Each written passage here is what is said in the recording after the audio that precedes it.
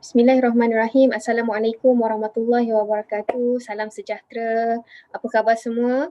Nama saya Nabila Najiha binti Najmuddin. Saya merupakan trainer dan Business Development Executive di Asalihin Trustee Berhad. Okay, insyaAllah hari ini kita akan berkongsi sedikit tips macam mana nak buat perancangan harta pusaka secara atas talian. Okay, so sekali lagi kerajaan telah mengumumkan lockdown dekat Malaysia. Jadi kami yakin bahawa para IP semua dah mula risau, gusar, adakah bisnes kita akan terhenti. Okay, tapi seperti yang kita pernah keluarkan satu poster baru-baru ni, sekejap saya share. Okay. Do not let lockdown lock your mind. Elevate your business to the next level. Jadi Asalihin ingin menyeru IP sekalian agar tidak rasa putus asa. Jangan jadikan lockdown ini sebagai satu alasan untuk kita tidak terus berbisnes. Sebab apa? Sebab pada tahun lepas sepanjang PKP, PKPB, PKPD semua tu, walaupun kita punya pergerakan ni terhad, tapi kita nampak bisnes tu tetap berjalan. IP banyak je ada yang buat closing. Boleh je nak buat ataupun boleh je nak jumpa klien secara atas talian. Okay, jadi untuk assist you all, Asalihin mengeluarkan satu IP gathering untuk membantu tuan-tuan dan puan-puan agar lebih yakin macam mana nak buat presentation secara atas talian. Tadi Encik Adi dah tunjuk, Encik Adi dah berkongsi macam mana nak gunakan Canva, macam mana nak buat meeting secara online, buat guna MS Team, buat guna Zoom. Okay, jadi saya pula akan assist tuan-tuan dan puan-puan dari sudut konten. Apa yang perlu disampaikan kepada klien-klien. Sepanjang daripada tahun lepas kan, 18 Mac sampailah ke hari ini, banyak je pegawai-pegawai Asalihin yang kita yang terima request daripada IP untuk assist mereka jumpa klien. So kita pun banyak jugalah pegawai klik-klik saya semua banyak je yang assist IP jumpa klien secara atas talian. Okay, dan that's why kami come out dengan satu satu IP gathering ni untuk tuan-tuan dan puan-puan yang lain yang tak pernah lagi bersama-sama pegawai Asalihin buat penerangan secara atas talian untuk tengok macam mana nak buat closing secara atas talian ni. Okay. So saya akan, jangan risau, material kita akan beri, saya akan emailkan macam biasalah, kita akan emailkan material-material slides saya kepada tuan-tuan dan puan-puan. Kemudian slides presentation untuk klien pun saya akan emailkan kepada tuan-tuan dan puan-puan. Slide saya pada hari ini akan lebih fokus kepada apa yang kita nak sampaikan kepada klien. Konten pun ada juga, konten tu kita akan bagi nanti, tapi yang saya nak kongsikan dengan tuan-tuan dan puan-puan hari ini, apa sebenarnya aim kita bila kita buat penerangan secara atas talian. Okay, bila kita buat online punya perjumpaan dengan klien, kita tak nak lari jauh-jauh sangat kan, sebab kita sendiri tahu bila online ni, bila kita tak ada depan-depan dia, kita susah nak catch dia punya attention. So that's why kita perlukan tips-tips ni untuk kita satu boleh grab attention dia, untuk dia fokus dan kita bawa discussion ini terus kepada dia punya perancangan harta pusaka. Okay, so kita akan mula. Alright, so sepanjang ini kita boleh nampak lah, alright, kita ada dua jenis prospek. Bila kita nak bercakap dengan orang, kita kena tahu target audience kita. Okay, dekat sini saya akan kategorikan prospek kita kepada dua jenis. Prospek yang pertama adalah mereka yang memang tak pernah tahu pun berkenaan perancangan harta pusaka. Mereka ni memang zero knowledge berkenaan perancangan harta pusaka. Macam mana kita nak detect orang-orang macam ni? Orang-orang macam ni, dia akan tanya soalan-soalan basic. Soalan-soalan basic macam, harta tak banyak, kenapa nak kena buat perancangan? Faraid kan ada, kenapa nak kena buat perancangan? Waris-waris ada, alah tak apa, bila aku mati nanti pandailah waris uruskan. Orang-orang macam ni, mereka adalah orang-orang yang tidak pernah tahu berkenaan perancangan harta pusaka. Ini kita panggil dia golongan pertama. Okay, mereka ni memerlukan penerangan lebih berkenaan perancangan harta pusaka. Alright, yang kedua adalah mereka yang serius nak buat perancangan harta pusaka. Okay, bila kita jumpa prospek yang macam ni, saya boleh cakap around 90% ataupun 99.9% kita dah boleh close mereka. Cumanya macam mana kita nak close dengan cepat. Kita boleh close dah mereka, tapi macam mana kita nak closekan dia at the first meeting tu. Okay, orang-orang yang serius nak buat perancangan harta pusaka ni kebiasaannya mereka yang memang dah tahu dah apa tu perancangan harta pusaka. Mereka dah sinonim dah dengan perkataan wasiat, perkataan hibah. Mereka dah tahu dah apalah efek yang akan berlaku pada diorang kalau diorang tak buat perancangan harta pusaka. Kebiasaannya orang-orang macam ni mereka yang macam muda-muda, yang celik IT, yang memang dia dah baca berita-berita kes-kes artis, kes-kes menteri kan. Mereka dah tahu dah apa yang akan berlaku kalau tak buat perancangan harta pusaka.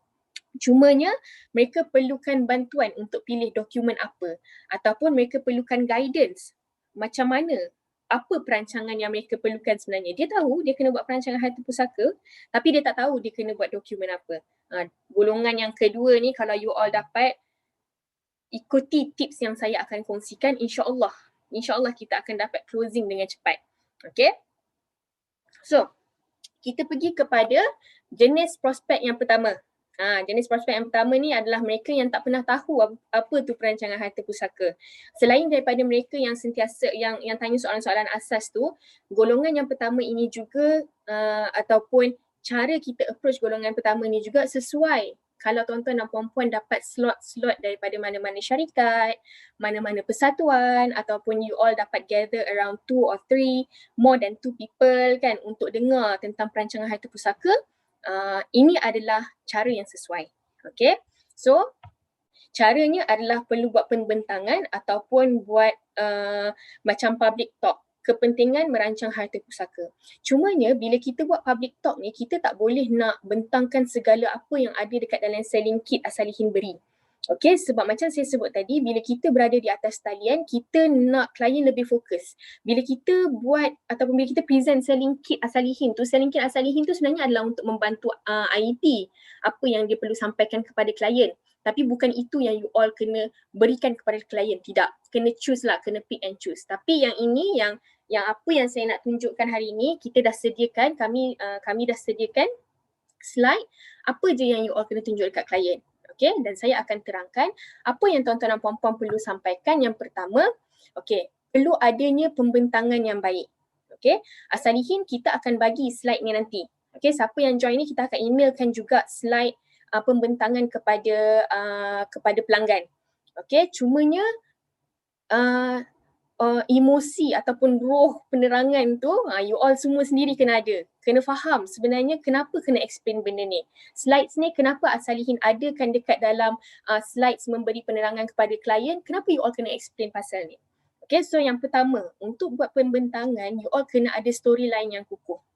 Okay, kena ada storyline yang kukuh. Yang kedua, kena menyentuh emosi.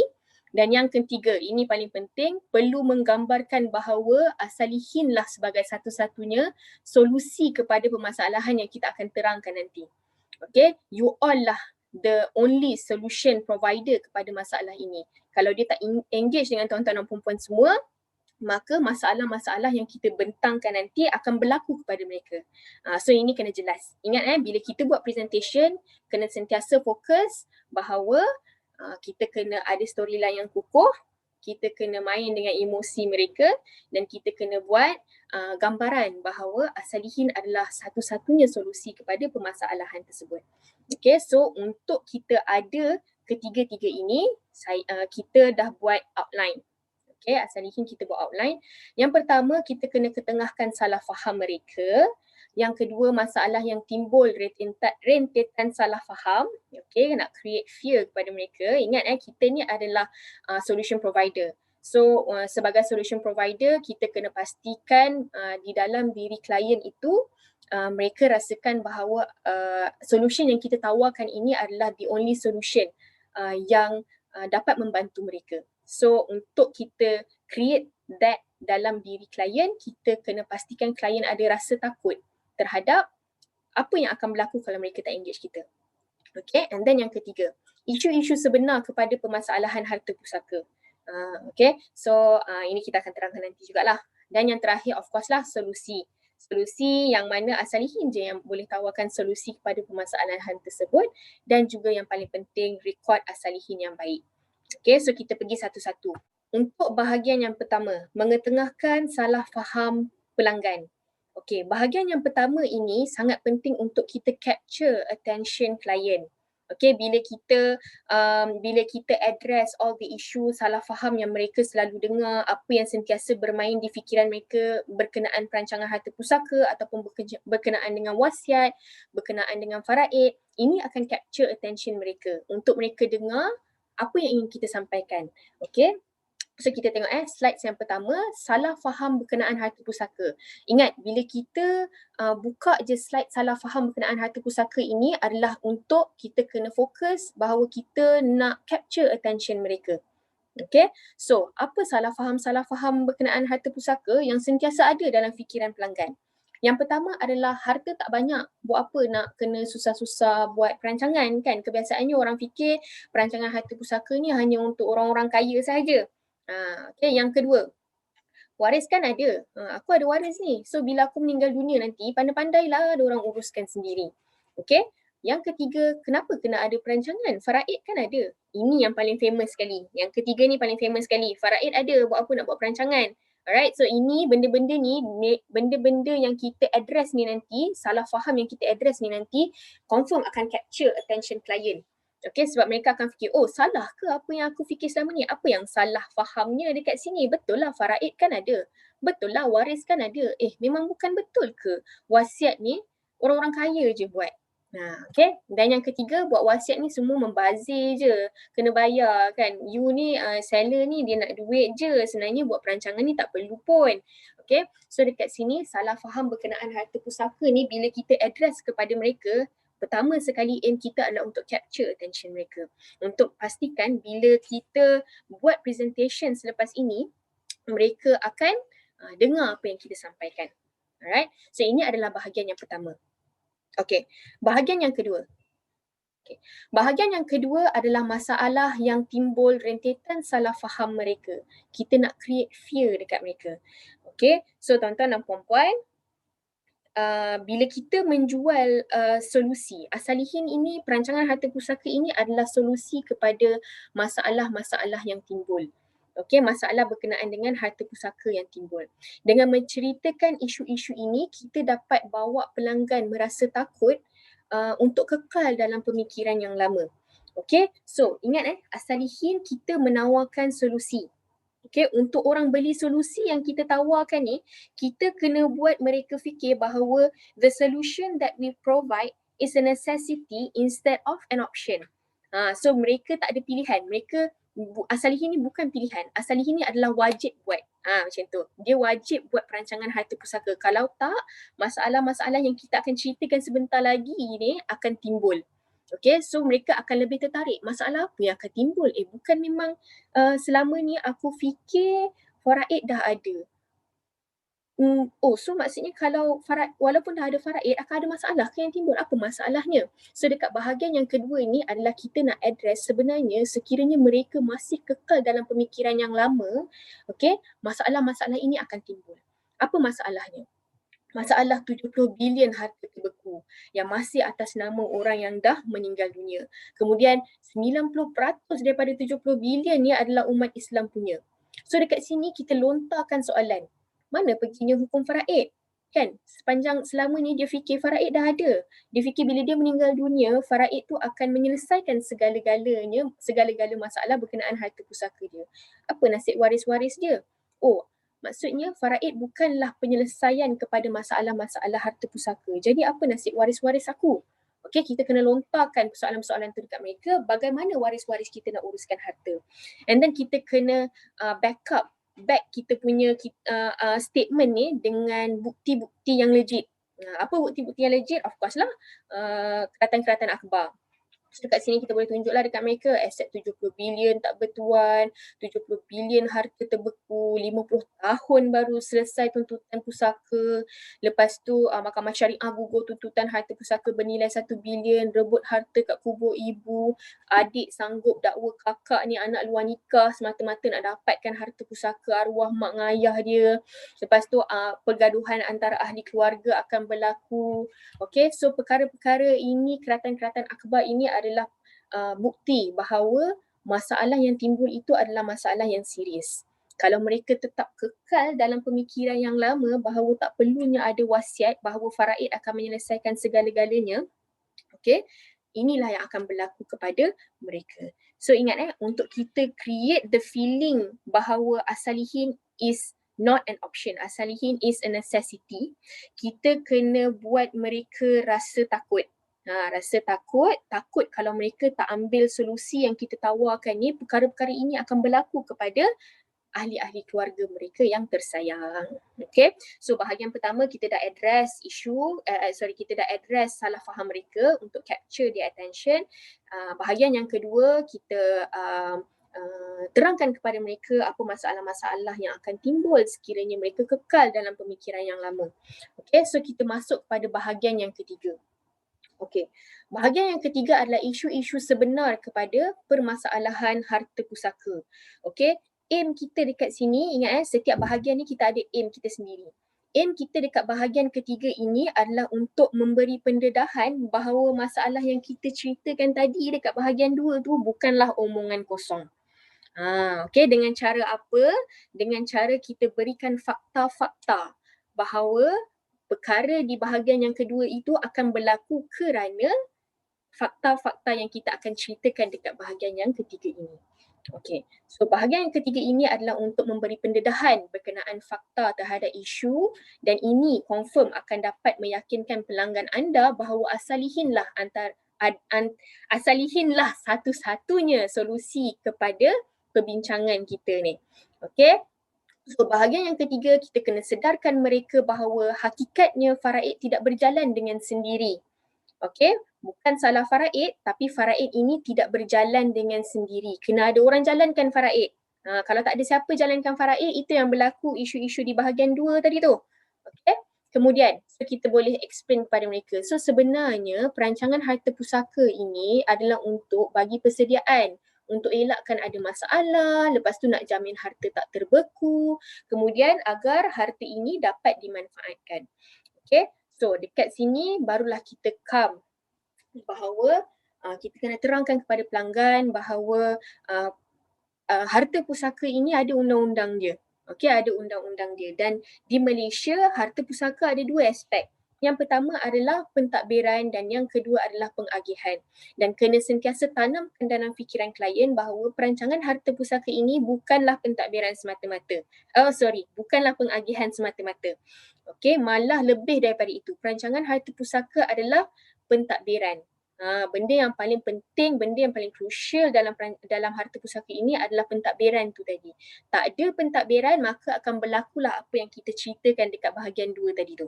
Okay, so dekat sini you all boleh ceritalah apa itu pentadbiran. Pentadbiran siapa yang nak pergi ke mahkamah, siapa yang nak dapatkan surat kuasa mentadbir, siapa yang nak cairkan aset, siapa yang nak bayarkan hutang-hutang si mati, siapa yang nak pergi pejabat tanah tukar nama, siapa yang nak pergi bayar buatkan infak 1/3 kalau ada dalam wasiat kan, kalau dia ada intention untuk buat sedekah. So dekat sinilah pentadbiran ini penting. Okay, kemudian kita tak nafikan bahawa perancangan harta pusaka juga termasuk bahagian pengagihan. Okay, tapi bahagian pengagihan ini adalah nombor 2 sebab yang pertama, kalaulah kita fikir pengagihan tak ada pentadbiran, jangan haraplah pengagihan akan berjalan. Okay, so benda-benda macam ni you all semua dah tahulah, kita dah banyak explain dekat dalam IP gathering sebelum ni. Okay, cumanya apa yang saya nak sampaikan, key point dia dekat slide bahagian yang ketiga ini adalah untuk kita pastikan bahawa pelanggan kita faham kalau dia tak buat perancangan harta pusaka, undang-undang di Malaysia, faktanya adalah undang-undang di Malaysia tidak akan membenarkan harta tersebut dipindah milik kepada waris-waris. So maksudnya waris-waris tak akan dapat manfaat 1 sen pun daripada harta-harta mereka. So dekat sini adalah juga proses pentadbiran pusaka tanpa wasiat kan, apa flow dia. Kat sini you all boleh ceritalah persetujuan waris-waris faraid, kalaulah dia tak ada anak lelaki, waris-waris faraid dia termasuk adik-beradik. So semua adik-beradik dia dengan isteri dan anak-anak perempuan dia semua kena bagi persetujuan untuk lantik pentadbir. Tu kalau ada seorang isteri, kalau ada 2 orang isteri, anak daripada isteri pertama, anak daripada isteri kedua, semua kena bagi persetujuan untuk melantik pentadbir. Okay, dan yang kedua kena buat permohonan surat kuasa mentadbir. Kat sini you all boleh ceritalah kalau meninggal dunia tanpa wasiat ni, waris pentadbir tu nanti dia akan kena identify jenis dan nilai harta, baru boleh tahu kat mana dia nak buat permohonan surat kuasa mentadbir tu tadi. Okay, so dekat sini waris you tahu tak harta apa yang you ada. Kadang-kadang waris pun tak tahu harta apa yang kita ada, nak harapkan diuruskan memang susah. Okay. Kemudian yang ketiga, kena buat permohonan sijil faraid. So maksudnya pentadbir ataupun individu yang mungkin tidak familiar dengan undang-undang ni tadi yang akan kena pergi ke pejabat tanah, pergi ke mahkamah syariah, semua dia yang kena buat. So susah tak? Susah tak kepada waris kalau tak ada perancangan harta pusaka, kalau tak buat wasiat. Kemudian yang keempat, kena ada 2 buah penjamin, and then barulah surat kuasa mentadbir dikeluarkan. Bila surat kuasa mentadbir dikeluarkan, tak bermaksud kes settle Maksudnya surat kuasa je baru keluar. Yang kena pindah milik itu pun satu hal juga kan, satu proses yang agak complicated juga. Okay. Kemudian ini proses pentadbiran pusaka tanpa wasiat. So you all buatlah comparison antara kalau orang meninggal dunia tanpa wasiat dan juga orang meninggal dunia berwasiat. Betapa simpelnya prosedur orang yang meninggal dunia berwasiat. Kalau orang ada wasiat, dalam wasiat dia of course ada lantik wasi kan. Lagi-lagi kalau dia buat dengan asalihin. Wasinya yang dilantik, of course kita akan suggest asalihin. Okay, so bila asalihin sebagai wasi, asalihin yang akan pergi buat permohonan grant of probate dan juga sijil faraid di Mahkamah Tinggi dan Mahkamah Syariah. Kemudian dah keluar grant of probate, dah keluar sijil faraid, kita boleh start agihkan harta. Dan yang akan agihkan harta tu siapa? Asalihin trustee berhad sebab dia lantik kita sebagai wasi. Asalihin ni dah 17 tahun dah dalam industri ni. So kita tak ada masalah dengan undang-undang. Kita dah familiar dah. Dia undang-undang berkenaan pentadbiran harta pusaka ni dekat fingertips je. Okay. So ini kita dapat tunjuk dalam satu slide bahawa perbezaan berwasiat dan tidak berwasiat. Kalau berwasiat, short je dia punya prosedur. Kalau tak berwasiat, prosedur dia panjang. Kalau berwasiat, yang akan kena lalui 1, 2, 3 ni adalah wasi yang dilantik. Kalau tak berwasiat, yang kena lalui 1, 2, 3, 4, 5 ni pentadbir yang dilantik, termasuklah mereka waris-waris faraid pun kena take part dalam prosedur-prosedur ni. That's why lah 70 bilion harta terbeku, 90% milik umat Islam sebab ramai yang tak buat perancangan harta pusaka. So ingat aim dekat bahagian ketiga ni adalah untuk kita dedahkan dekat mereka bahawa dekat Malaysia ni kita perlu abide dengan undang-undang. Kita perlu patuhi undang-undang. Kalau ikutkan, kalau mengikut undang-undang, kalau tak berwasiat ini prosedur dia. Kalau berwasiat ini prosedur dia. Okay, so dalam masa yang sama, kita dapat juga ingat you all semua bila kita bercakap secara atas talian, bila kita menyampaikan berkenaan perancangan harta pusaka ni, kita kena sentiasa bermain dengan emosi pelanggan. So dekat sini pun tuan-tuan dan puan-puan boleh create fear tu tadi. Adakah mampu waris-waris pelanggan-pelanggan ataupun tuan-tuan dan puan-puan boleh cakap lah, adakah mampu waris-waris you all untuk lalui prosedur-prosedur ni. Undang-undang pun mereka tak berapa nak familiar. Pejabat tanah pun tak pernah pergi. Apatah lagi nak suruh uruskan rumah dekat pejabat tanah. So benda-benda macam ni lah yang you all kena sampaikan. Okay. So bila kita dah habis bahagian 1, bahagian 2, apa masalah-masalah yang akan timbul, bahagian 3, fakta-fakta yang backup masalah-masalah di bahagian 2. Okay, bahagian 4, solusi. Dekat sinilah kita akan mula menyatakan bahawa solusi kepada masalah itu adalah asalihin trustee berhad. Okay. Alright. So dekat sini tuan-tuan dan puan-puan aimnya adalah untuk sentiasa tekankan bahawa tak lain tak bukan yang paling pakar dalam perancangan harta pusaka dan juga pentadbiran harta pusaka adalah asalihin. Solusi kepada masalah-masalah yang kita ceritakan kat bahagian 1, 2 dan 3 tu tadi adalah asalihin sahaja. Okay, ini aim dan fokus kita di bahagian 4. Okay, so solusinya kita boleh ceritakan tentang produk-produk asalihin secara ringkas. Secara ringkas je, okay, sebab kita nak bagi pendedahan je kepada klien kita bahawa perancangan harta pusaka ini tidak semestinya wasiat sahaja. Perancangan harta pusaka ni ada macam-macam, ada hibah, ada perjanjian aset bersama, ada amanah, okay. So kita akan ceritakan kepada pelanggan secara ringkas bahawa perancangan harta pusaka bertujuan untuk pastikan tak ada masalah berlaku kepada waris-waris dia pada masa akan datang. Okay. So kita masuklah instrumen perancangan harta pusaka, kita boleh cerita sikit apa tu wasiat, hibah, PAPB, amanah. You all boleh promote lah. Salihin ni kita sediakan perancangan harta yang lengkap dan menyeluruh mengikut keperluan setiap pemilik harta. Okay, setiap individu ni dia ada intention yang berbeza tau setiap harta-harta dia. So Asalihin punya produk ini dia menawarkan solusi kepada semua jenis kehendak, semua jenis keperluan. The product of Asalihin fit the needs of everyone. Okay, so menjadi tanggungjawab dan juga kreativiti IEP untuk kita sesuaikan situasi pelanggan ni dia perlukan produk apa, situasi pelanggan ni dia perlukan produk apa. So dekat sini saya menyeru tuan-tuan dan puan-puan janganlah asyik jual wasiat je. Sebab bila kita tengok apa yang klien nak, kita boleh close at least 2 ataupun 3 produk dalam satu masa. Okay? So, dekat sini you all boleh explain sikit-sikit lah apa tu wasiat, fungsi dan kepentingannya. Okay, so key point ataupun bullet yang kita boleh gunakan untuk klien buat wasiat yang pertama adalah pelantikan wasi. Of course, ini the main reason kenapa buat perancangan harta pusaka. Nak lantik wasi, nak pastikan harta-harta ni boleh diguna pakai in the future bila dia meninggal dunia tak terbeku. Okay. Yang kedua adalah pelantikan penjaga harta anak bawah umur. Pelantikan penjaga harta anak bawah umur ni pun saya boleh cakap bullet yang penting yang you all boleh gunakan untuk shoot klien-klien. Especially kalau klien-klien ni ada anak bawah umur lah. Okay, kalau klien-klien you all ni adalah orang yang tua-tua dah umur 50, 60, boleh juga guna benda ni supaya dia cakap dekat anak-anak dia untuk buat perancangan harta pusaka. Okay. Kemudian yang ketiga, pemberian harta pusaka of course lah menyeimbang dan melengkapkan pembahagian harta. Kalau kita ada intention nak buat sedekah, boleh buat melalui wasiat. Pemberian 1/3 ni tidak akan berjalan secara automatik. Pemberian 1/3 ni perlu ditulis di dalam wasiat. Kalau tak ada wasiat, there is no way kita boleh buat pemberian 1/3 ni. Bila kita meninggal dunia tanpa wasiat, seluruh aset kita perlu difaraidkan. Okay.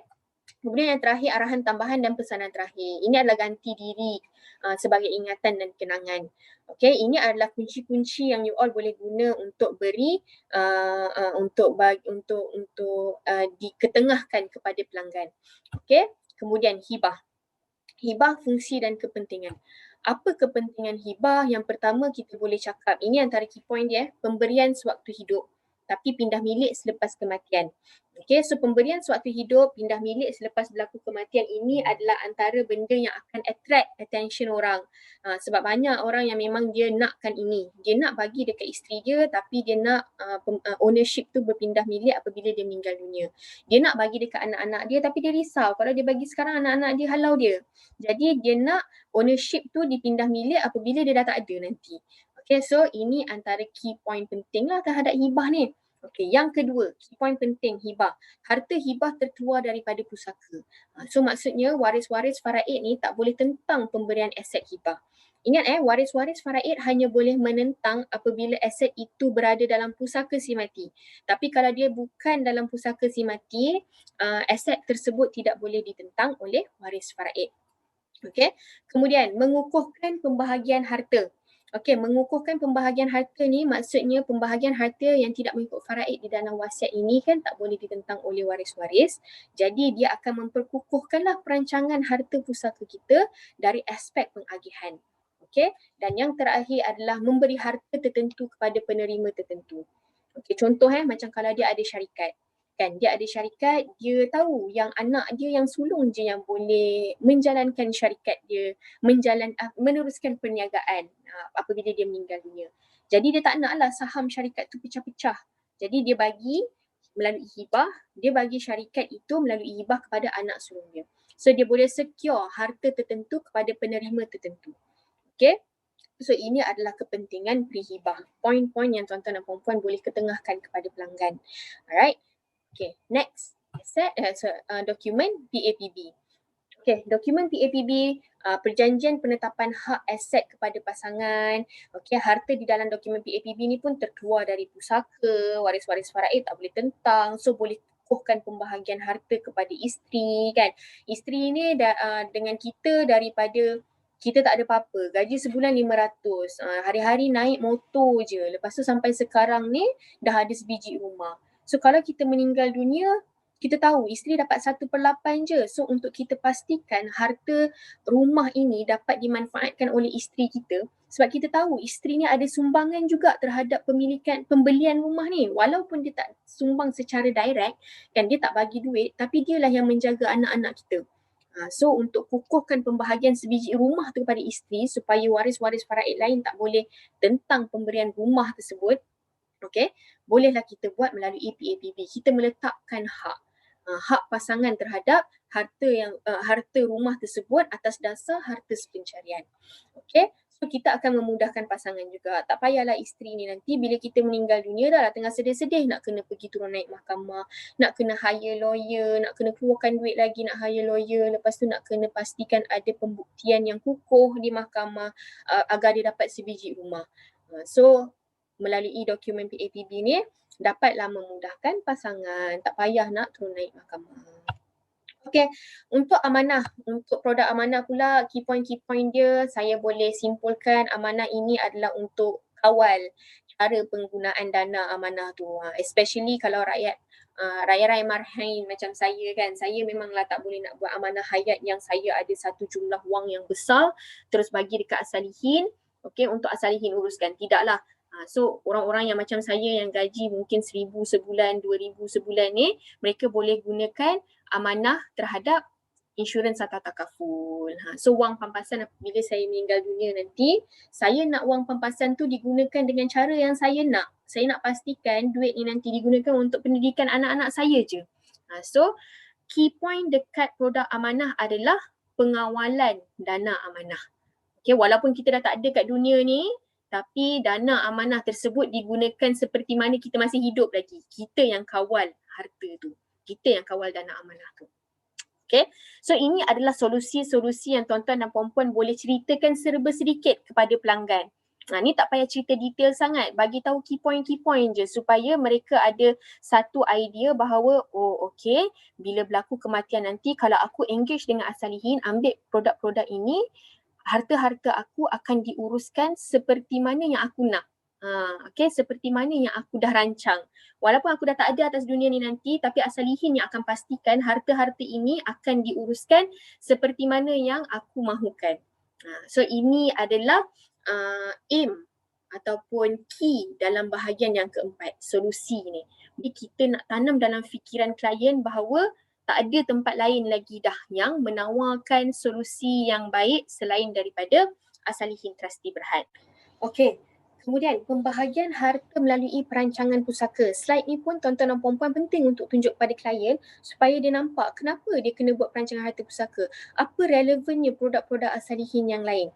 Okey, so dekat sini kita boleh tengok Ahmad ni dia meninggal dunia, dia meninggalkan ibu, isteri, anak perempuan, kemudian dia ada adik-beradik kan. Kalau dia ada anak perempuan saja, dia tak ada ayah, dia tak ada anak lelaki, dia tak ada stopper, maka dia punya harta akan pergi kepada adik-beradik dia. Okey, so kita tengok. Kalau mengikut faraid, pecahannya adalah ibu akan dapat 1/6, isteri 1/8, anak akan dapat half. Okey. Kemudian kita tengok baki akan diberikan kepada adik-beradik dia. Adik-beradik dia ada lelaki dan perempuan kan. So perempuan akan dapat 1 bahagian, lelaki akan dapat 2 bahagian. Okay, 2:1. So dekat sini kalau kita tengok berdasarkan harta dia yang 2.4 juta ni, ibu dia akan dapat 400,000, isteri dia 300,000, anak perempuan dia 1.2 juta. Kemudian adik-beradik dia akan dapat 500,000 lah, bahagi 2:1. Okay, so dekat sini relevan untuk dia buat perancangan harta pusaka. Mungkin pada waktu hidup Ahmad, dialah yang menjaga ibu dia. Dia breadwinner of the family dan dialah yang the only child yang menjaga ibu. Okay, so kalau dia meninggal dunia, mungkin ibu dia tidak dapat meneruskan kehidupan seperti mana yang dia hidup sekarang. So mungkin dia ada keperluan. Bila kita buat perancangan harta pusaka ni, kita bukan nak lari dari faraid. Ingat bila kita buat perancangan harta pusaka kepada klien, benda yang paling penting kita kena tanam dalam fikiran pelanggan adalah bukan nak lari dari faraid. No. Okay, kita sebenarnya nak menguruskan harta kita ikut kesesuaian orang yang kita nak bagi. Macam tadi saya ceritakan, maybe ibu Ahmad ni Ahmad je yang jaga. Ahmad merupakan satu-satunya anak yang menjaga ibu dia. Okay, so untuk sesuailah untuk dia bagi lebih kepada ibu dia berbanding dia bagi kepada adik-beradik dia. Okay, kemudian perancangan ini adalah sebagai satu pengurusan harta kita secara awal supaya apabila berlaku kematian nanti tak ada permasalahan yang berlaku. So ibu dia ni boleh teruskan kehidupan macam biasalah walaupun Ahmad dah meninggal dunia. Okay, kemudian kita nak letakkan hak kepada individu-individu yang tertentu mengikut kesesuaian. Mungkin dia perlu bagi lebih ataupun mungkin dia perlu letakkan rumah itu haknya kepada isteri dia. Sebab apabila dia meninggal dunia nanti, kat mana isteri dia nak duduk? Kan dia tak nak ada apa-apa masalah. Okey, isteri dia kalau ikut faraid dia ada hak 1/8 saja. Mungkin nilaian rumah pun tak cukup 300,000. Okey, tapi isteri dia ni masih perlukan rumah untuk membesarkan anak. Takkan isteri ni dia nak berkongsi rumah dengan adik-beradik Ahmad. Okay, so Ahmad membuat perancangan. Okay, membuat perancangan. Dia bagi lebih tambahan kepada isteri dia melalui deklarasi harta pencarian. Mungkin 400,000 ni adalah nilaian rumah yang mana dia letak rumah itu sebagai harta pencarian supaya apabila dia meninggal dunia nanti tak ada masalah yang berlaku kepada isteri dan anak-anak dia. Mereka tetap akan ada sebiji rumah untuk hidup. Okay, so daripada 300,000 dia bagi nilaian tambahan kepada isteri dia 400,000 menjadikan bahagian adik-beradik dia 100,000. Okay, kemudian macam tadi dia je lah yang menjaga ibu dia sewaktu dia hidup. Jadi mungkin dia rasa perlu untuk memberi hibah ekstra kepada ibu dia. Okay, jadi dia bagi nilaian tambahan 80,000 kepada ibu dia melalui deklarasi hibah. Okay, so daripada 400,000, ibu dia ada ekstra lah 480,000. Okay, dan bahagian adik-beradik dia akan berkurang jadi 20,000. Okay, so ingat hak ini bukanlah bermaksud dia kena dapat a specific amount. Adik-beradik ni wajib dapat 500,000 juga, barulah itu hak faraid. Tidak. Hak faraid adalah pecahan-pecahan. Okay, pecahan-pecahan sahaja terhadap apa yang tinggal dalam pusaka si mati. So maksudnya sekarang ni bila dia dah hibahkan, dia dah declare rumah sebagai harta pencarian, maka aset-aset tersebut telah terkeluar daripada pusaka. Dia tidak menafikan hak adik-adik dia sebab hak adik-beradik dia tetap ada berdasarkan apa yang tinggal dalam pusaka. Okay, that's why As-Salihin menekankan 60-40.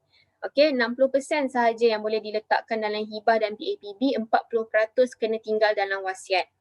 Okay, untuk kita bayar hutang, charge pentadbiran dan juga untuk kita tidak deviate secara total daripada faraid. Alright. Okay, so itu adalah bahagian yang keempat. Bahagian keempat adalah solusi. Okay, ingat fokus kita. Ingat tahu, saya ada bagi bahagian 1, 2, 3, 4, 5 ini supaya tuan-tuan dan puan-puan bila sampaikan tu ada feeling. Sebenarnya aku sampaikan ni untuk apa? Klien kena tahu apa sebenarnya daripada slide ni. Okay, so yang terakhir ini adalah bahagian yang terakhir, record As-Salihin yang baik.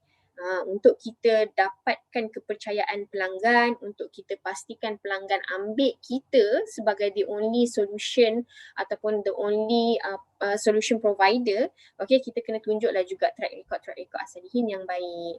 Pertama sekali, kenapa kena rancang dengan As-Salihin? You all sendiri pun dah tahu As-Salihin ni pakar dan profesional kan. Most of our staff ada legal background, okay, senior dan pengalaman. Kita dah 17 tahun dah dalam industri ni. 17 tahun kita yang buat perancangan, kita yang executekan perancangan tu. Kita yang menjalankan pentadbiran terhadap dokumen yang klien buat tu. So kita committed. Bukan sahaja buat perancangan sembrono macam tu je. Tapi kita juga yang memastikan perancangan yang dibuat oleh klien ini akan berjalan in the future.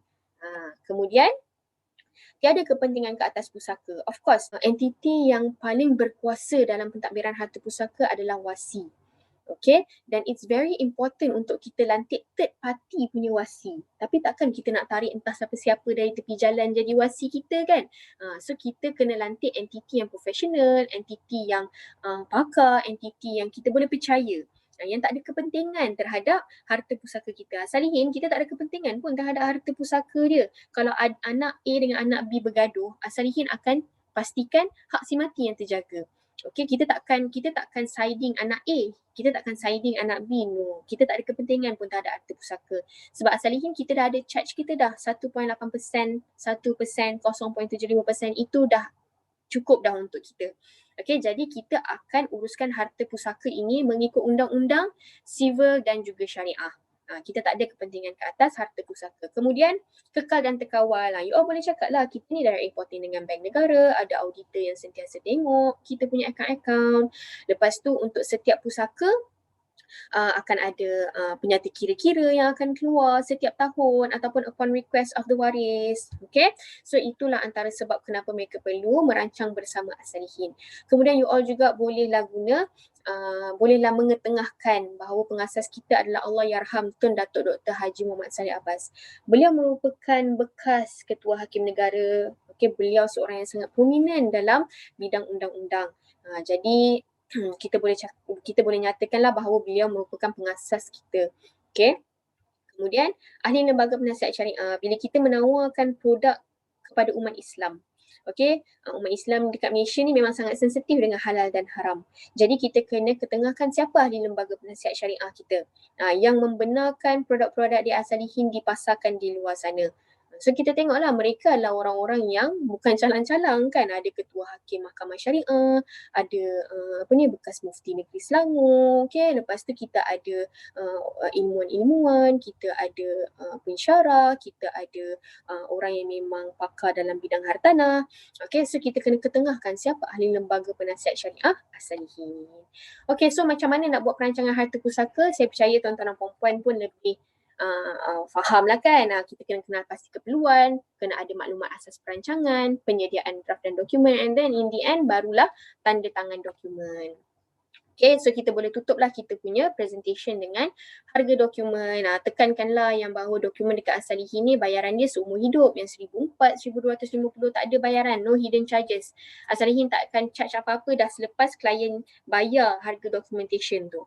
And then berdasarkan apa yang mereka bayar ni, apa yang diorang dapat? Diorang dapat penulisan dokumen yang lengkap, penyimpanan dokumen seumur hidup, dah tak payah bayar dah tiap-tiap tahun, and then bebas dari sebarang risiko kerosakan dan kehilangan. Dan kita ada bilik kebal kita sendiri. Okay, so you all jual As-Salihin. Right. Okay, so jenis prospek yang pertama tadi tu kita dah habis. So bila you all jumpa pelanggan yang memang tak ada asas, dia tak tahu apa-apa berkenaan perancangan harta pusaka, ataupun bila you all jumpa pelanggan yang dia sentiasa tanya soalan-soalan asas, ataupun kalau tuan-tuan dan puan-puan dapat session kena bagi talk berkenaan kepentingan merancang harta pusaka dalam satu organisation, ataupun dapat kumpul 3-4 orang kan untuk buat perancangan harta pusaka. So you all bolehlah guna cara yang saya tunjukkan tadi. Jangan risau, kita akan bagi slides. Saya akan bagi slide yang ni, dan saya akan bagi juga slide yang versi untuk present dekat orang. So sebelum you all present dekat orang, you all study dulu slide yang saya akan bagi yang ini. Apa aim kita? Bahagian satu ni kita nak catch apa sebenarnya? Bahagian dua ni kita nak kena pastikan klien fikir apa sebenarnya? Bahagian ketiga ni kita kena pastikan perasaan takut apa yang ada kat dalam diri klien. And then solusi ni apa yang kita kena pastikan klien ada dalam fikiran dia. Okay? So sebelum you all buat presentation tu, study lah dulu slide yang saya terangkan ni tadi. Alright. Okay, so itu adalah golongan yang pertama. Alright, untuk jenis prospek yang kedua adalah mereka yang dah serius nak buat perancangan harta pusaka. Macam saya sebutkan awal-awal tadi, biasanya jenis prospek kedua ni mereka memang dah tahu dah apa itu perancangan harta pusaka.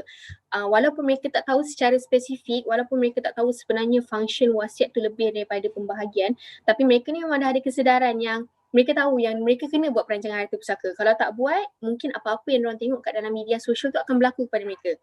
Ataupun jenis prospek yang kedua ni, kadang-kadang kita akan dapat rentetan daripada presentation kita kepada jenis prospek yang pertama.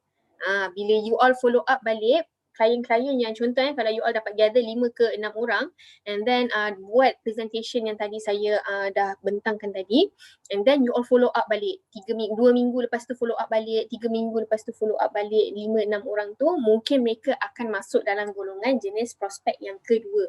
Mereka dah serius dah nak buat perancangan harta pusaka, cumanya perlukan specific guidance daripada yang pakar, specific guidance daripada IT, apa dokumen yang mereka perlukan. Okay. Alright. So kita tengok jenis prospek yang kedua ni ada 4 cara mudah untuk kita closing mereka secara atas talian. Tadi saya ada sebut kan, biasanya golongan prospek yang kedua ni 99.9%. Tak adalah dalam 80% macam tu lah. 90% memang confirm boleh close. Cumanya bila kita nak closing ni, kita nak buat closing sekarang. Kita tak nak mereka fikir macam okay nak buat perancangan harta pusaka dah tapi tak apalah next year lah, tak apalah bulan depan lah. No, kita nak dia bila hari kita buat second ataupun bila kita buat session dengan dia ni one to one ni, kita nak dia buat dokumen sekarang, not in the future, no, sekarang. So macam mana cara dia? Yang pertama adalah kena kenal pasti waris faraid pelanggan anda. Yang kedua, senaraikan seluruh harta pelanggan anda. Yang ketiga, anda kena tahu apa hasrat hati pelanggan anda terhadap pembahagian setiap aset yang dia senaraikan. Dan yang keempat, anda sendiri yang memberi cadangan produk kepada pelanggan anda. Okay, so saya akan go one by one. Okay, untuk yang ini, 4 tips ni, okay, yang pertama kita kena kenal pasti waris pelanggan kita. Sebab apa kita kena kenal pasti waris pelanggan kita? Yang pertama, hanya dengan mengenali latar belakang waris faraid pelanggan kita lah kita boleh tahu kat mana hala tuju perbincangan kita ni. Okay, dan tadi awal-awal kita ada cakap bila kita bagi consultation dekat orang, kita kena pastikan kita main emosi dia tau. Okay, and kita yang paling penting adalah create fear sebab Asalihin adalah satu company yang menawarkan solution. Kita adalah solution provider. Jadi bila kita adalah solution provider, kita kena pastikan bahawa mereka rasa perlu ambil kita untuk menyelesaikan masalah dia. Masalah apa? Masalah yang kita akan kena createkan berdasarkan background klien ni yang kita tahu tadi. Okay, kemudian kita dapat bermain emosi pelanggan dengan lebih tepat. Okay, bila kita nak create fear dekat seseorang, kita kena jadikan dia ni subject matter. Kita kena pastikan, kita kena jadikan dialah yang akan melalui kesusahan ini apabila dia meninggal dunia nanti. Waris-waris dia, orang-orang yang dia sayang lah yang akan melalui kesusahan ini apabila dia meninggal dunia kelak. Macam mana kita nak create, macam mana kita nak letak bebanan itu kepada dia adalah dengan cara kita tahu siapa waris faraid dia. Kita tahu ketakutan apa yang kita nak createkan ke atas dia. Situasi apa yang kita nak letakkan kepada dia. Okay? So, benda pertama yang kita perlu tahu adalah waris faraid. Okay. So, bila kita buat perbincangan one to one dengan klien ni, dia lebih mudah kalau kita kena buat as if macam tak ada kekangan pun sebenarnya. Tak ada beza pun kalau kita jumpa online dengan kita jumpa secara fizikal. Okay? So, benda pertama yang paling penting bila you all buat one to one session dengan klien ni, kena pastikan kamera buka. Okay, kamera buka and then share screen supaya kita boleh conteng-conteng, kita boleh tunjuk depan dia. Okay, tapi kalau tak mudah kalau ada iPad, tapi kalau tak ada iPad pun tak apa. Boleh je buat melalui laptop. Okay, boleh share screen laptop, bukalah Words ke ataupun bukalah presentation ke ataupun bukalah Paint ke kan. Okay. So, first kali kita kena kenal pasti waris. Apa yang kita kena buat adalah kita kena kirakan faraid ataupun kita kena tunjuk dekat dia siapa waris faraid dia bila dia meninggal dunia nanti. Okay. So bila kita berbincang ataupun bila kita buat perancangan harta pusaka dekat klien, kita kena jadikan klien kita ni sebagai suami ataupun isteri. Okay, kita kena address dia sebagai si mati lah sebenarnya. Okay, so pertama sekali kita tanya dia, okay tuan, ini tuan, okay. Tuan ada isteri tak? Ada isteri. Okay. Kemudian kita tanya, parents tuan ada lagi tak? Dia cakap parents dia dah tak ada. Parents isteri tuan ada lagi tak? Dia cakap ayah je yang ada. Ibu isteri saya dah meninggal dunia. Kemudian kita tanya dia, ada anak-anak tak? Dia cakap dia ada anak, semua perempuan. Okay, so dekat sini bila dia cakap semua perempuan, saya dah tahu dah dalam fikiran saya nak createkan situation apa kepada dia. Masalah apa yang akan timbul kalau dia meninggal dunia tak ada buat perancangan harta pusaka. Okay, just by knowing background faraid dia, saya boleh tahu saya nak create fear apa kepada dia. Okay, so bila kita dah tahu waris utama dia adalah anak-anak perempuan, isteri. So maksudnya dia tak ada stopper. Dia tak ada anak lelaki ataupun ayah. Ayah dia dah meninggal dunia dulu. So kita kena tanya further. Siapa lagi yang boleh jadi waris faraid dia pada situasi ini adalah adik-beradik dia. Okay. So kita tanya, tuan ada adik-beradik? Dia cakap ada. Saya ada 2 orang lelaki dan seorang adik perempuan. Okay. Isteri tuan? Ada seorang adik perempuan sahaja. Okay. Kemudian kita tanya juga, apa lagi concern kita adalah anak-anak dia ni dah cukup umur ke tidak? So kita tanya dia, anak sulung umur berapa Mungkin dia cakap anak sulung umur 23, anak nombor 2 umur 19, anak nombor 3 umur 14, anak nombor 4 mungkin baru 10 tahun. Okay, so dekat sini kita dah tahu dah 14, 10 tahun. Lepas tu isu dia adalah dia ada adik-beradik, dia tak ada stopper. Okay, so lepas kita tahu waris faraid dia, kita hold dulu kat situ. Dalam fikiran kita, kita dah tahu dah nak create apa. Anak bawah umur, waris faraid termasuk adik-beradik yang mana ada possibility yang sebiji rumah. Of course lah, semua orang ada rumah kan. Sebiji rumah tu akan perlu diduduki oleh mereka semua. So dalam fikiran kita dah ada possible problem yang akan berlaku kepada klien kita apabila dia meninggal dunia kalau tak ada perancangan harta pusaka. Next, kita pergi steps yang kedua. Step yang kedua adalah kita kena minta klien untuk senaraikan harta-harta dia. That's why cara untuk golongan kedua ni sangat sesuai untuk one-to-one session. Kalau orang yang ada 2 ataupun 3 orang kita nak bagi consultation macam ni, dia tak sesuai. Okay, kalau kita dapat kumpul 2 ataupun 3 orang, session yang pertama tadi tu.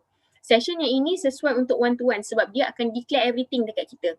Bukan sahaja dia declare background family dia, malah dia akan declare segala harta yang dia ada dekat kita. Okay, so dekat sini kenapa kita kena minta senarai harta?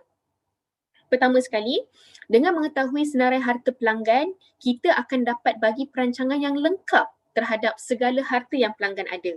Okay, dan kita boleh terangkan kepada pelanggan apa possible problem yang boleh berlaku terhadap harta dia dan kita boleh kaitkan dengan yang step pertama tadi, kesusahan yang waris dia akan lalui untuk menguruskan harta-harta yang dia ada.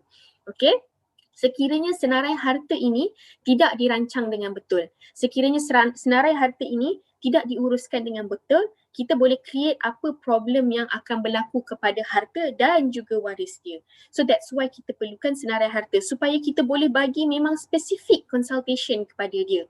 Okay, ingat bila kita buat perancangan harta pusaka ni, kita bagi consultation dekat klien, it's very important untuk kita main dengan emosi dia.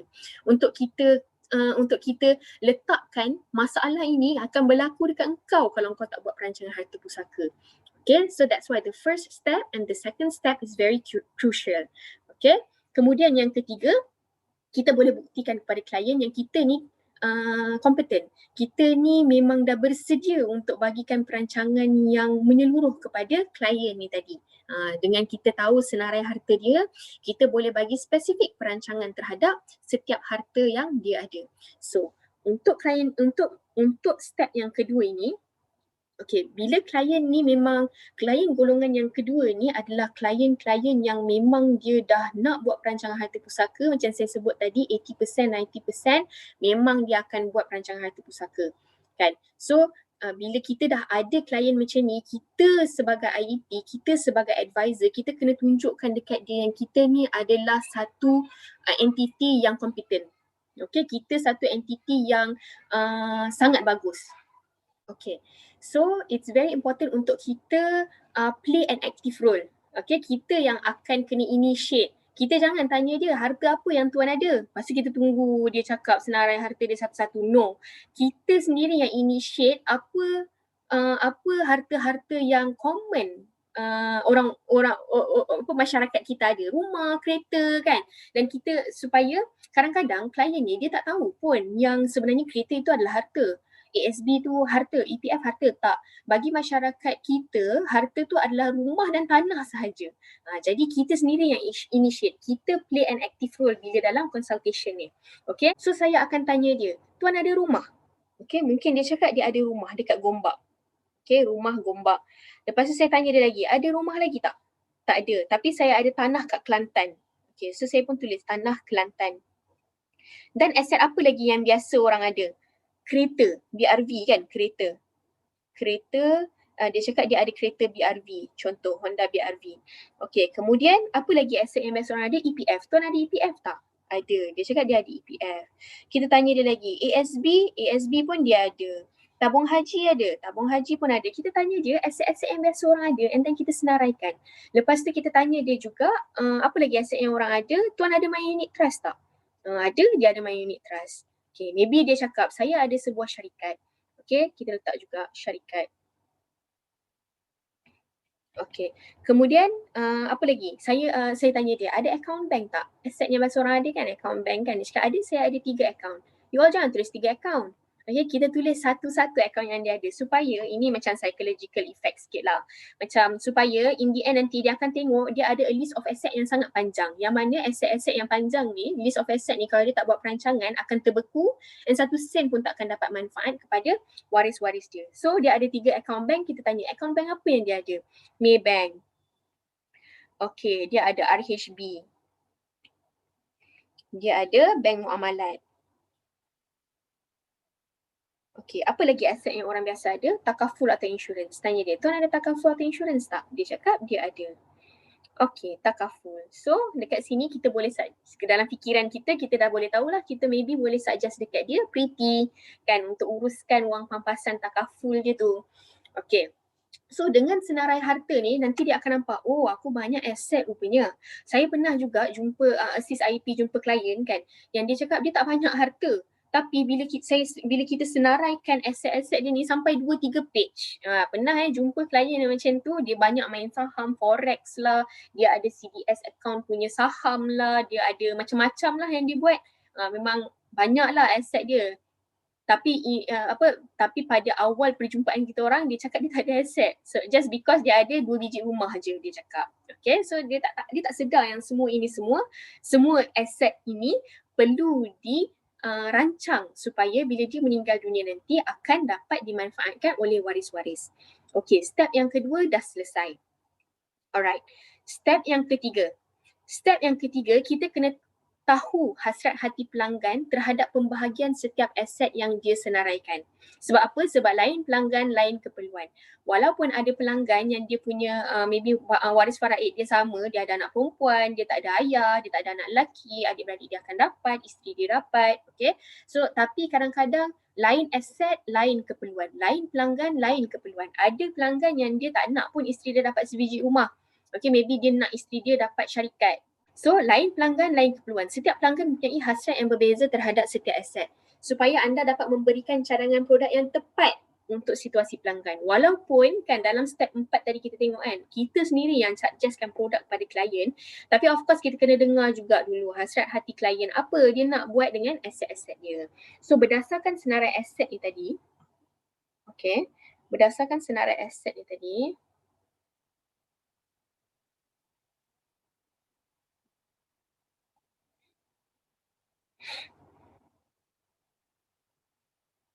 okey.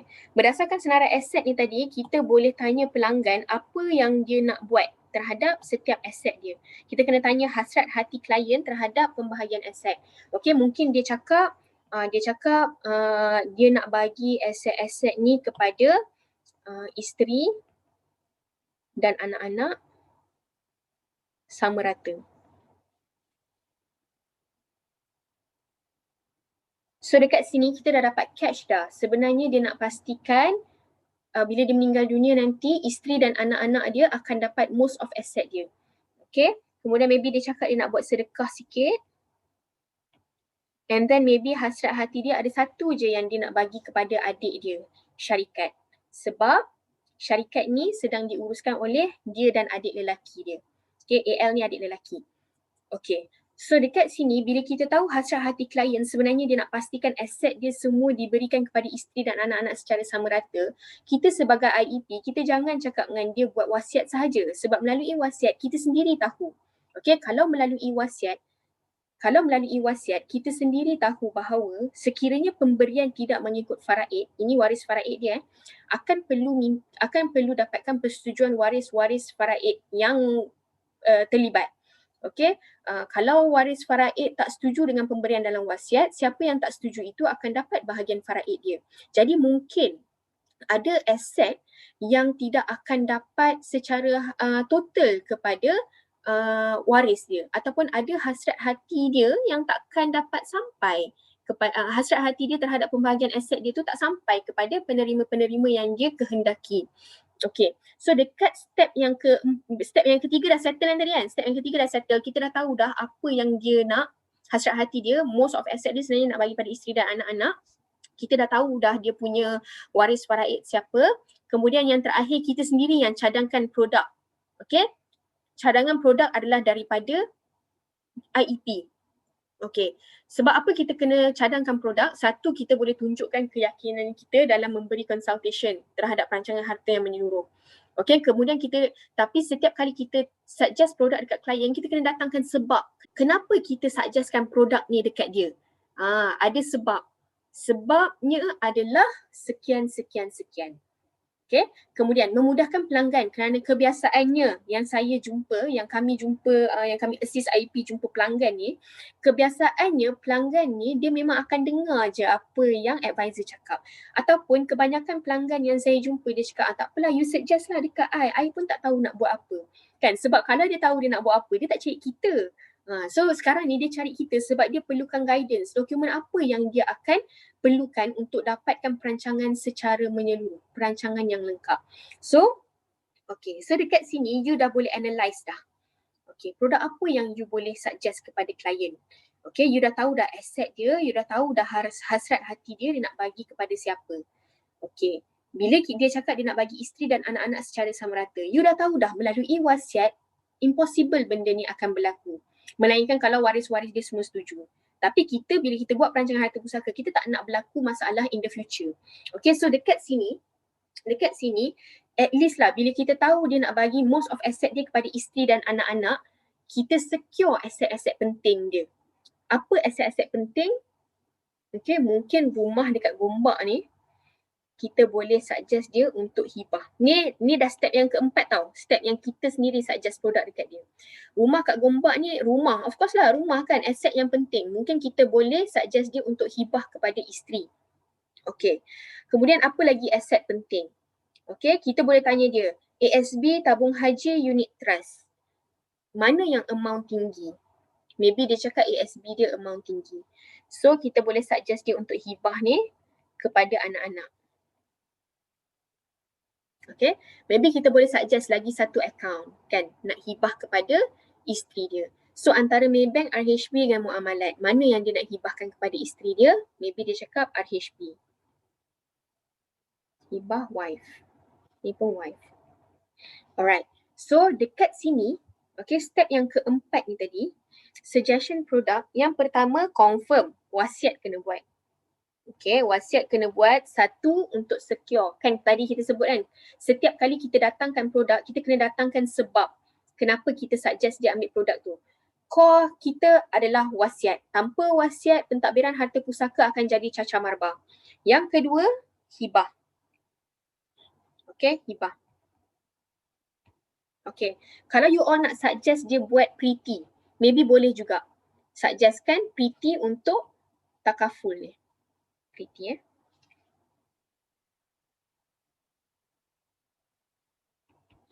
Okay, kemudian of course, yang terakhir adalah pre-warisan. So, wasiat. Apa sebab you all suggest dia buat wasiat? So, kita tengok balik. Dia punya waris faraid dan juga hasrat hati dia. Waris faraid dia adalah anak-anak perempuan, adik-beradik dia dan juga isteri dia. So dekat sini, hasrat hati dia terhadap aset dia kan, dia cakap dia nak bagi 1/3 untuk sedekah. Okay, so dia boleh buat melalui wasiat. So reason pertama kenapa kita suggest dia buat wasiat adalah 1/3 yang dia nak sedekahkan tu tadi. Yang kedua, kenapa dia kena buat wasiat adalah kita boleh cakap sebab anak-anak dia ni masih bawah umur. Kita boleh suggest dia untuk lantik isteri sebagai penjaga harta ataupun sesiapa yang dia percaya. Kalau dia dan isteri meninggal dunia, sesiapa yang dia percaya akan menjaga anak-anak dia untuk jadi penjaga harta. Alright, supaya dia tak perlu pergi kepada bidang kuasa yang susah lah kalau pergi ke amanah raya nanti setiap kali perlukan duit kena apply. Bukan nak cakap tak bagus tapi dia menyusahkan.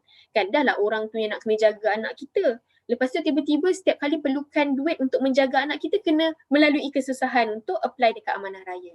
So kita buat perancangannya untuk pastikan tiada masalah yang berlaku in the future. Okay. So the reason why kita suruh dia buat wasiat adalah 2 benda. 3 benda lah. Pertama, dia nak buat infak. Kedua, dia nak buat, kita boleh suggest dia untuk lantik penjaga harta anak bawah umur. Yang ketiga, of course lah, melantik asalihin sebagai pentadbir harta pusaka dia. Okay, that is the reason why kita suggest dia untuk buat wasiat. Okay, so ada 3 tadi. 2, 3. Okay, 1 wasi, penjaga harta. Dan reason yang ketiga adalah untuk 1/3 aset tu tadi. Okay. Untuk hibah pula. Kenapa kita suggest dia buat hibah? Okay, suggest dia buat hibah sebab kita tahu hasrat hati dia sebenarnya nak bagi most of asset dia kepada isteri dan anak-anak. Tapi polisi dekat Asalihin kita tak boleh nak hibahkan seluruh aset. Kita tak boleh nak pastikan, there's no way kita boleh pastikan memang confirm 100% aset kita pergi kepada isteri dan anak-anak. Tidak. Sebab bila kita buat perancangan harta pusaka, kita kena pastikan kita bukan nak lari daripada faraid. Okay, tapi apa yang kita boleh buat, kita boleh suggest kepada klien apa aset-aset penting yang dia boleh secure untuk isteri dan anak-anak dia. So dekat sini, the reason why kita suggest dia hibah adalah untuk secure rumah, okay, untuk kita secure rumah ASB, RHB kepada isteri dan anak-anak. Okay, syarikat ni tadi dia sendiri yang cakap dia ada intention untuk pastikan syarikat dia diberikan kepada adik lelaki dia. Supaya bila dia meninggal dunia nanti biar adik lelaki dia je yang run company tu. Okay, so dekat sini the reason why kita suggest hibah adalah untuk secure aset penting. Okay, to wife and children. Dan yang kedua, syarikat dia tu.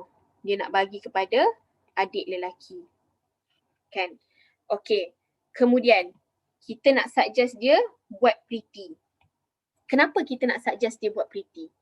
Okay, mungkin kita boleh cakap pretty ni adalah satu produk yang mana dia boleh kawal duit tu. So maybe dia boleh cakap, boleh bagi arahan untuk Asalihin gunakan wang dalam takaful ni untuk bayar hutang dia, untuk bayar charge pentadbiran Asalihin, maybe boleh juga untuk bayar apa-apa kos pindah milik harta hibah. Okay, kemudian whatever balance berikan secara lamsam 100% kepada isteri dia. Okay, sebab kalau dia buat melalui penamaan hibah, dia tak boleh penamaan hibah dekat the takaful provider tu, dia tak boleh nak letakkan arahan guna duit takaful untuk bayar hutang, dia tak boleh nak letakkan arahan tambahan lah. So melalui pretty sahaja, dia boleh buat arahan terhadap wang pampasan takaful tu. So kenapa? Untuk uruskan wang pampasan dengan lebih efektif. Okay, dengan lebih efektif. Okay, so prewarisan ni yang terakhir lah. Prewarisan ni adalah diskaun voucher untuk apabila dia berlaku kematian nanti, charge pentadbiran Asalihin dia akan dapat 20% diskaun. Okay, so ini adalah suggestion produk kita. So untuk prewarisan ni adalah penjimatan. So bolehlah bagi lebih dekat isteri dan anak-anak, bolehlah bagi lebih dekat waris-waris faraid ni. Okay, kemudian kita dah habis lah. Okay, kita dah habis. You all boleh bagi suggestion produk. Step yang keempat pun dah habis. Step yang keempat pun dah habis. So, kita boleh, biasanya bila kita dah bagi suggestion macam ni, mungkin ada klien yang dia memang nak terima suggestion kita, tapi mungkin dia tight on budget. Okay, bila dia tight on budget, you all suggest dia untuk buat wasiat dulu. Jangan cakap tak apalah kalau macam tu kita tunggulah 2 bulan lagi, 3 bulan lagi baru buat. Jangan. Okay, kita close at least wasiat dulu. Kalau dia tight on budget. At least lah benda yang paling penting sekali wasiat dengan hibah. Kalau dia tight on budget nak ambil 4-4 ni kan. Kita boleh suggest dia wasiat dengan hibah. Kalau masih tight lagi, wasiat lah at least.